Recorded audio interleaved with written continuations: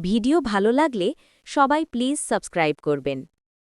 একদিন ফুরফুরে নগরে মোটু আর পাতলু হাঁটতে হাঁটতে হঠাৎ একটা পুরনো কুয়োর পাশে এসে থামল।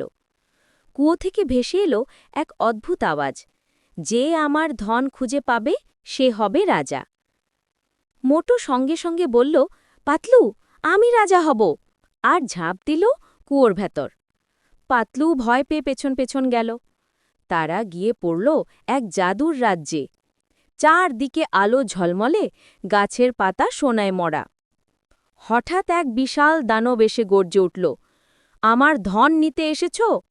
মোটু ভয় পেয়ে বলল, না না, আমি শুধু সমোসা খুঁজতেছিলাম। দানব হেসে বলল, তোমার সততার জন্য এই জাদুর সমোসা নাও, এটা খেলে তুমি সাহসী হয়ে যাবে।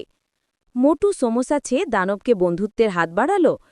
দানব হাসল, আর তখনই রাজ্য আলোকিত হয়ে গেল। রাজা এসে বলল, তোমরা সত্যিকারের নায়ক।